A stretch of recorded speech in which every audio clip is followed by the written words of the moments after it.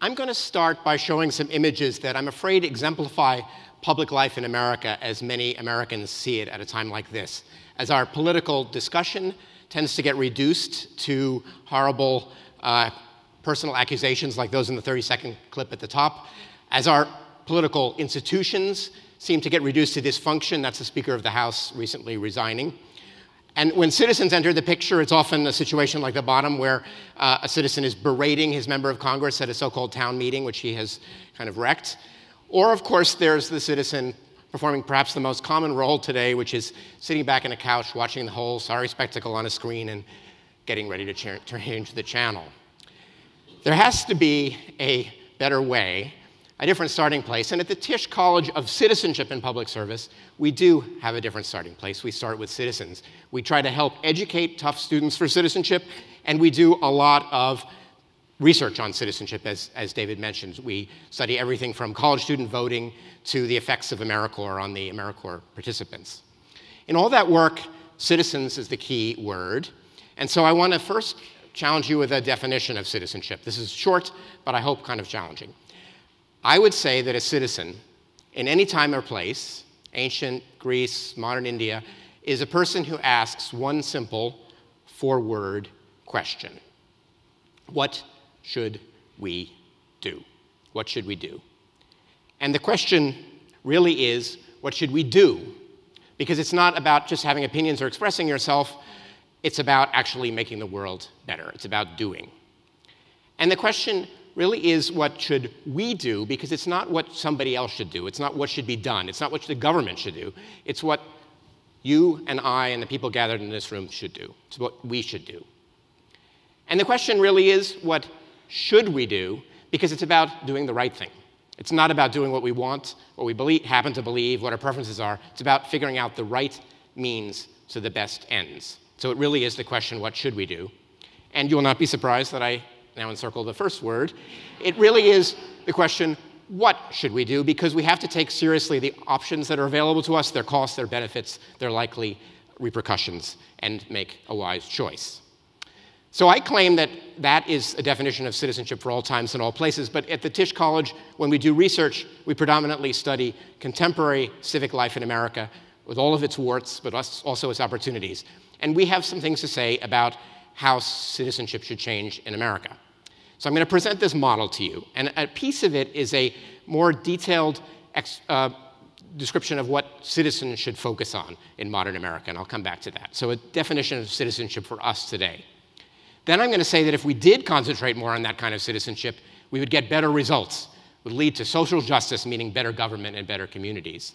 And then you're going to ask me, well, where are we going to get more of those good citizens? Because that seems like a hard thing to do, and I'm going to say we need a movement for it, a movement to increase citizenship in America. So to zero in first on that definition of citizenship for us, 3 parts. First, good citizens in our time and our place need to deliberate, and need to deliberate more than we do now. That means we need to talk to people who might disagree with us, people who are different, who look different from us. It's only by talking that way that we check and improve our own opinions, that we develop something like wisdom, and that we develop enough common ground that we can actually act. So deliberation is important, essential, in fact, and there's not enough of it. But it's not sufficient, because again, the point is not just to talk, it's actually to act, to change the world. We need to collaborate, which means, at its root, to work together. These good folks, AmeriCorps volunteers, are working together. They're raising a wall, so they're making the world tangibly better. A lot of people do that. The question I would ask is, did they also have a chance to deliberate? Did they get to think about whether that wall was the best thing to do with the resources, whether it looks good when it's done, what they should do next? We need to connect collaboration and deliberation more in our life. And there's a third leg of the stool, civic relationships. By collaborating and deliberating, people form a special kind of relationship, a relationship with their fellow citizens. That's what often motivates them to participate, and that's what they get out of participating. Civic relationships, which are a little frayed and a little bit scarce, are renewable sources of energy and power for us as a people. I'd like to dig in just a little bit more deeply into how we actually interact. And here's a kind of exercise for you. So imagine you are going to a meeting, and maybe it's a meeting about schools in your neighborhood, On your way there, you realize you have some ideas about that topic. For instance, you have the idea that there should be more field trips. Why? Because you think that arts is important. Why do you think arts is important? Well, for two different reasons. Because it's good for the soul and the happiness of people, and because it helps with educational success. What I'm suggesting is you have a network. You have a network of ideas and connections among those ideas. And you're going to the meeting with that network in your head. But of course, everybody else coming to that meeting has a network of ideas and connections in their heads too. This is actually a diagram of the ideas and connections of my students in an undergraduate class at Tufts last year, each kid in a different color. And when they touch, it's where they found that they agreed. Now, the reason I'm suggesting this is partly because you can actually go home and map your ideas on a piece of paper as a network. Your ideas either about the most important topics in the world today or just about some specific topic. And I think it's worth doing because people's ideas are differently organized, and some work better for deliberation, collaboration, and civic relationships. People, for example, like this, those are imaginary ideas and connections, too scattered. Impossible to talk to this person because he or she hasn't figured out the connections, so you can't say why and get anywhere. But nothing is more annoying than that familiar kind of person who, whatever point you make, immediately takes it back to one point that is non-negotiable for that person, right? Recognize that syndrome? This person, too centralized. So this looks better.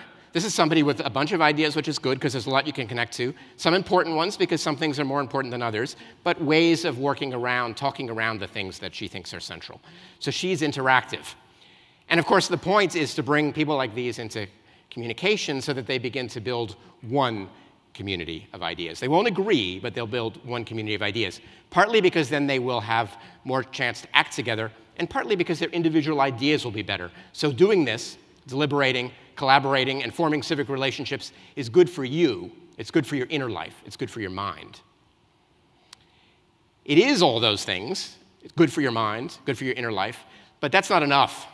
That's not enough to interest busy policymakers and use scarce resources. And in our research at the Tisch College of Citizenship and Public Service, we constantly find that deliberation, collaboration, and civic relationships actually produce real, practical, concrete benefits in the world. And I want to give you just two examples, essentially, of the benefits of engagement. Some of those benefits are for individuals. So this is a friend of ours, but also a colleague, Eli Flores, formerly a high school dropout in East LA, went through the Youth Build program, which is explicitly about deliberation, collaboration, and civic relationships. His life is transformed. He's a leader. He's also a colleague of ours, a co-investigator on a research project. So for him personally, civic engagement was transformative, as it is for many other people. But not just for individuals, also for communities. This is just a taste of our research looking at the relationship between civic engagement, meaning measures like that, which are really measures of deliberation, collaboration, and civic relationships on the economics of states. And we found that states and also cities where more of that went on recovered much better from the Great Recession of 2007, 2008 than other cities. So I've tried to give you just a taste of the argument that citizenship is good for social justice. But where are we going to get more citizenship? In particular, how are we going to change things so that K-12 schools teach deliberation, collaboration, and civic relationships? How are we going to get the media to cover it and take it seriously? How are we going to get governments to pay for it or philanthropy to pay for it and governments to pay attention to it?